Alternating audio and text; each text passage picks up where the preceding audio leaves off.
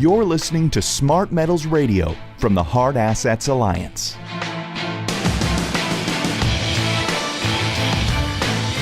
Hello and welcome to the Smart Metals Radio Show from the Hard Assets Alliance with me, your host, Andy Duncan. My special guest today is Ed D'Agostino, General Manager of the Hard Assets Alliance itself. Today we'll be speaking about what this alliance is, what makes it different from other competing companies, its new metal stream product, and the gold and silver markets in general. Hello, Ed. Hey, Andy, how are you? Great. Now, can you tell us what exactly is the Hard Assets Alliance? The Hard Assets Alliance is a group of 60 and growing financial research and publishing companies who got together to basically bring their customers a better way to buy precious metal. So we offer an online account that's very similar to your typical online brokerage account. If you have an E-Trade account or another online account, this is going to feel very comfortable and familiar to you. And with our account, you can buy and sell physical precious metal, not paper, and you can put your metal in storage in the U.S. or overseas through our agreements with Brinks, Viamat, and Malka Emit. So basically, we try to make it as easy as possible for you to buy, sell, and store fully allocated physical precious metal. And our goal is to replace the precious metal ETFs like GLD. And we're going to do that by offering you all the benefits of an ETF, like being easy to trade, giving you good liquidity, giving you a robust market. But the other thing that we do, oddly enough, is we give you the actual precious metal, and you can take delivery of it whenever you want. Now, you said the P word there, the paper word, which is banned on Hard Assets Alliance.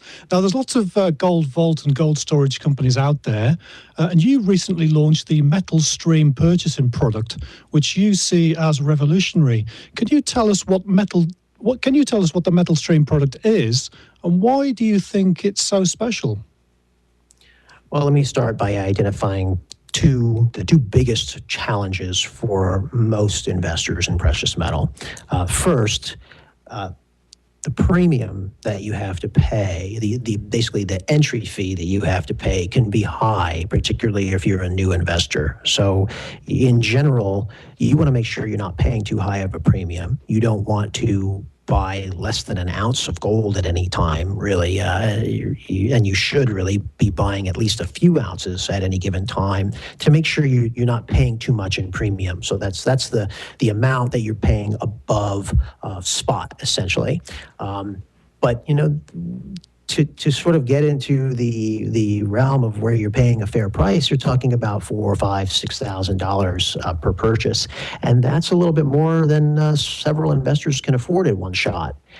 And then you combine that with the other problem, which especially lately, is price volatility. No investor, even if they know they want to invest in a certain asset, they aren't going to make that investment if they're fearful that the short-term price is going to go down on them in the next week or the next month. So MetalStream addresses those two big issues.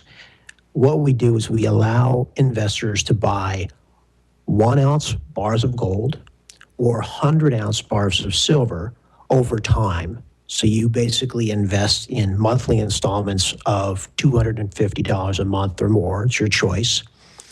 And once you reach the point where you've bought the equivalent of a whole bar, you can convert it into that whole bar and either leave it in storage with us or take delivery whenever you want. So it opens up gold and silver to new investors, and it also allows experienced investors to pay a fair price and average in to a position over time, taking advantage of dollar cost averaging. And is this product helping your customers at all? Is it helping them purchase things? Are you seeing gold purchases and silver purchases going up as a result? We are. Prior to this, our minimum was $5,000 for storage in the U.S., and it was $10,000 for storage outside of the U.S. So now that we have really lowered that big hurdle, we've seen a whole new group of investors who really wanted to take advantage of our product and our service, but just couldn't because of that initial hurdle. Those people, the door's been opened up for them, and we're happy to have them. Now, you mentioned the volatility of the gold markets there. We seem to be in a current bear market in precious metals in the futures market. How are you seeing the demand for physical metal in the general gold arena? Demand in physical worldwide is still quite strong. In the U.S., I would say we're off our peak, but we're not far off. At the Hard Assets Alliance, we have a strong, committed customer base, and that's growing. We do have several customers that have made big deposits of cash, and they're sitting on them, waiting for what could be another correction in the near future. A bit of a game of chicken, really. I mean, customers know that they want to have exposure to precious metal over the long term, but they're also trying to time the bottom. But I think you and I both know you really can't time the bottom. So that's another reason why I like the averaging in feature of Metal Stream. It's actually how I'm investing right now. Gold itself is currently priced in the futures market, whereas most people who are kind of buying small amounts want physical metal to be stored in a vault. Can you tell us what the main trading differences are between paper gold or futures gold and actual physical markets? Why is there this discrepancy? A good illustration of this discrepancy happened back in April of 2013, when you saw the paper price of gold and silver drop by double-digit percentages, but the physical market actually reacted very differently. So you had a sell-off on the paper side, and you had a huge surge in demand on the physical side. The price that you actually paid was upwards of 25% higher than the quoted paper price, and there was particularly true in Asia. There were lines out the door at most metal shops. So, for me, the difference in the two markets is essentially in the physical market, you get what you pay for. You're getting the metal. In the futures market, you're given a piece of paper, and now we're hearing about how the spot price might be rigged because it's controlled daily by just a few banks. LIBOR, we all know now, was rigged. Just about everything we trust big banks to do, we're finding out is corrupted in some fashion. So, I don't know why we would trust big banks to tell us what gold and silver is worth when all they have to deliver you is a piece of paper. I just don't trust big banks to do anything other than what they've always done, which is take care of themselves at the expense of the individual investor. Now, in a strange way, do you think it's actually a good thing that the paper gold price is being held down for whatever reason to enable those of us who like physical gold to back up our trucks and load up as much physical as we can? I think it's a great thing. I think that you're seeing a couple of things happen. You're seeing weaker hands basically get shaken out. There were basically two types of investors that were overweighted, I think, in the precious metal market and invested primarily through paper, through ETFs. And those two types would be the individual investor, who was truly just a trader, a speculator, didn't really care what the asset class or commodity was that they were trading. They were just trading for short-term volatility. I think that the bulk of them have been shaken out now because that trade for the moment is over for them.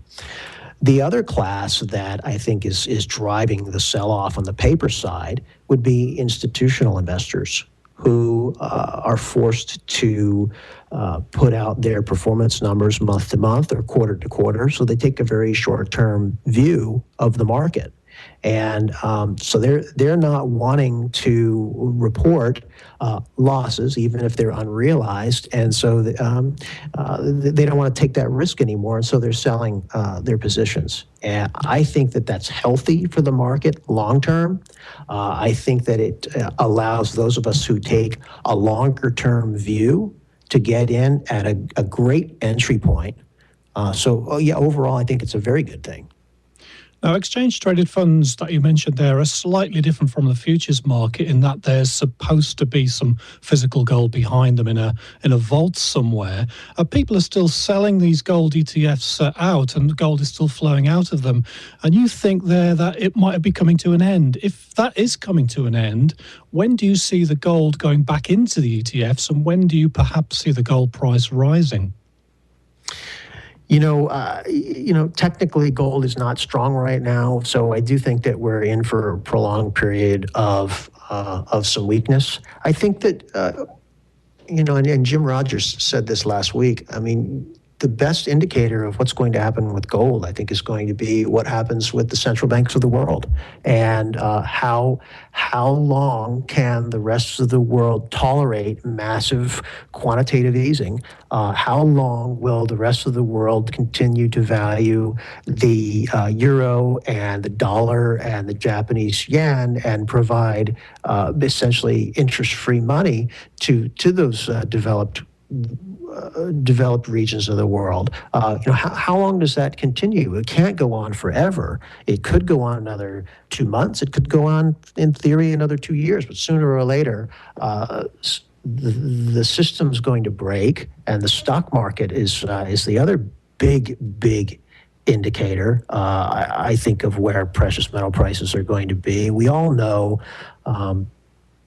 bubbles don't last forever. Sooner or later, this stock market is going to correct. And I personally would rather miss 6 months or a year, even 2 years of the final run-up in this stock market than risk being in this market a day too late, because you won't be able to recover from that. And when that day comes, you'll be very glad you have your precious metals in your portfolio.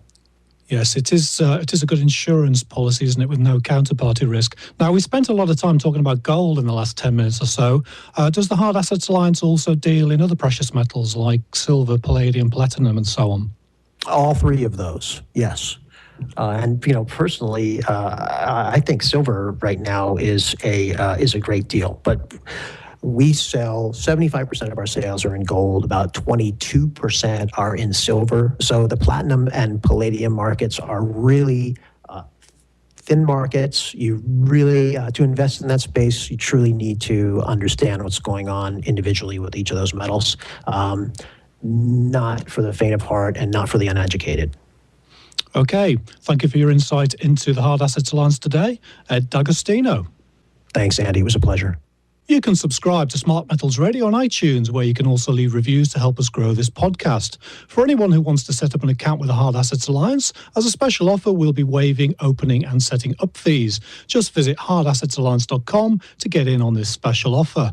Listeners who'd like to speak to a live rep to walk through the registration process can call 1-877-727-7387. That's 1-877-727-7387. Finally, I'd like to thank Ed D'Agostino for joining us on today's program, and I'd particularly like to thank you for listening.